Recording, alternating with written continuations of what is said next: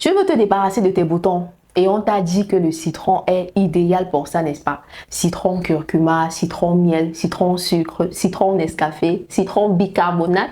Stop! Tu risques d'aggraver, d'irriter ta peau et pire encore, d'augmenter les boutons à la surface de ta peau. Je suis Joma Betekimi Darel, dermoconseillère, chimiste et cosmétologue de formation. Dans cette vidéo, on va parler du citron. Est-ce que c'est un vrai remède ou bien est-ce que c'est simplement une fausse bonne idée? On va également parler de pourquoi est-ce que c'est extrêmement dangereux, pourquoi c'est grave d'utiliser le citron et qu'est-ce qu'il faut faire à la place du citron pour justement se débarrasser de ton acné. Alors, installe-toi bien avant qu'on ne commence. Premièrement, on va parler de pourquoi est-ce que le citron est vraiment populaire. Pourquoi est-ce que c'est dans la bouche de tout le monde? Le citron a fait ceci, le citron a fait cela. Pourquoi? Premièrement, c'est parce que le citron est un ingrédient naturel.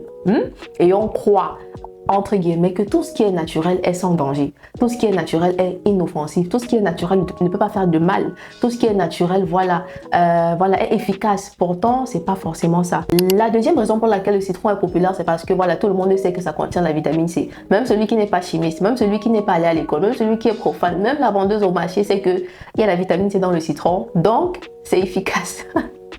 Et la troisième raison pourquoi c'est populaire, parce que sur certaines personnes, ça fait effectivement sécher les boutons. Mais à quel prix? C'est ça la question. Est-ce qu'on peut l'utiliser sur le long terme? Est-ce que quand vous auriez 40, 50, 60 ans, ça n'aura pas de répercussions sur l'état de votre peau? Maintenant, on va voir ce que le citron contient réellement. Eh bien oui, le citron contient réellement la vitamine C, donc vous ne vous trompez pas. Sauf que, à quel pourcentage? Est-ce que le pourcentage de vitamine C que contient le citron est recommandé ou bien est adapté à la peau du visage? Je ne crois pas.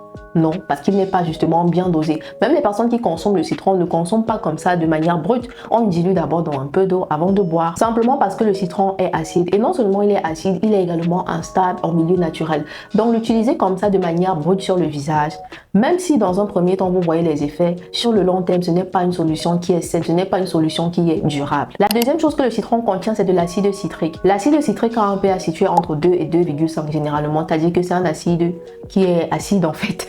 Je ne sais pas comment dire ça autrement, c'est un acide qui est acide, vous m'excusez.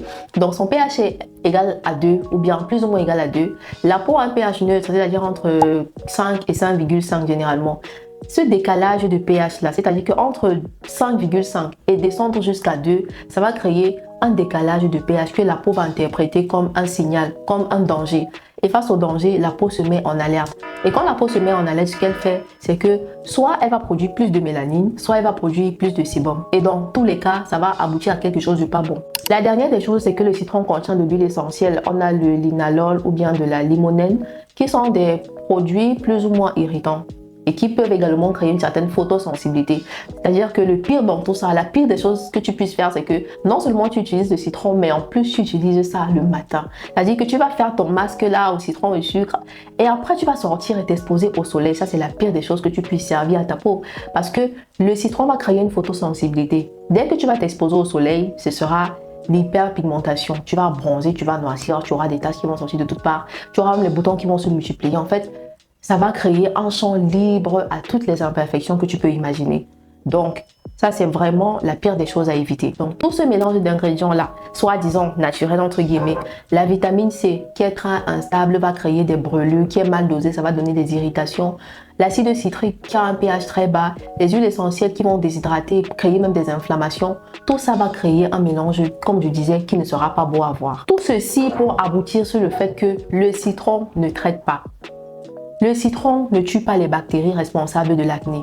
Le citron n'est pas anti-inflammatoire. Le citron n'agit pas sur les causes profondes de l'acné, c'est-à-dire le stress, l'excès de sécrétion de sébum, les hormones, l'alimentation, l'obstruction des pores ou bien l'inflammation. Le citron ne traite aucun de ces causes-là. Donc, comment est-ce que le citron va procéder scientifiquement pour pouvoir vous débarrasser de l'acné? Comment? Au contraire, il va aggraver l'inflammation. On va passer aux bonnes alternatives au citron, c'est-à-dire qu'à la place du citron, on a vu que c'était dangereux, que ça contenait ci, ça contenait ça. Maintenant, qu'est-ce qu'il faut faire réellement pour évacuer l'acné, pour se débarrasser de l'acné de manière saine et de manière durable? La première des choses, c'est exfolier. Et pour exfolier, on a des ingrédients comme l'acide salicylique, le chouchou des personnes qui ont la peau grasse. Exfoliation 2 à 3 fois par semaine, seulement le soir. La deuxième des choses, c'est éclaircir les tâches.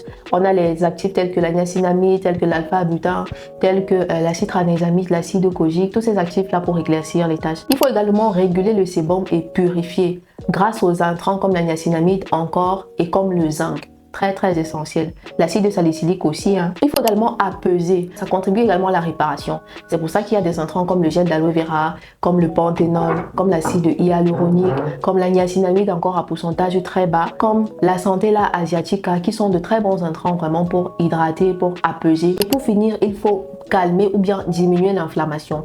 Et là, c'est à travers le peroxyde de benzoïle. Ça, c'est principalement pour les personnes qui ont de l'acné inflammatoire. C'est-à-dire que vous avez les boutons jusqu'à ce que ça devienne la plaie, ça devienne la blessure. C'est-à-dire que ça s'est enflammé. Et là, il vous faut le peroxyde de benzoïle, par exemple. Il faut encore l'acide salicylique aussi, l'acide azélaïque également, qui vont contribuer justement à diminuer l'inflammation. L'acide azélaïque permet également de diminuer les rougeurs. Donc, c'est également un très bon actif pour apaiser, pour calmer les rougeurs. Et voilà, uniformiser un peu plus le teint. Donc, le citron est agressif, irritant, photosensible et instable. On élimine ça dans nos routines. Utilisez ça sur d'autres parties du corps. Buvez ça comme vous voulez, mais évitez d'utiliser encore le citron sur le visage. Pire encore, le matin. Donc, il existe des solutions plus saines précédemment, comme j'ai dit. Et voilà, si tu as de l'acné et que tu souhaites vraiment en finir avec tes boutons, j'ai mis sur pied le challenge 30 jours pour en finir avec ces boutons. C'est un challenge dans lequel je vais te suivre personnellement pour pouvoir en finir avec à travers une consultation personnalisée, une recommandation de produits, une recommandation de routine d'abord avec les produits inclus, ensuite un accompagnement, un suivi, adhésion à un groupe privé dans lequel je partagerai des vidéos exclusives et également mon livre, mon e-book 10 jours dans sa peau. Ça, c'est vraiment pour apprendre les règles basiques en skincare. Si tu es intéressé, n'hésite pas à cliquer sur le lien en bas de la vidéo pour rejoindre le challenge. Il ne coûte que 15 000 francs.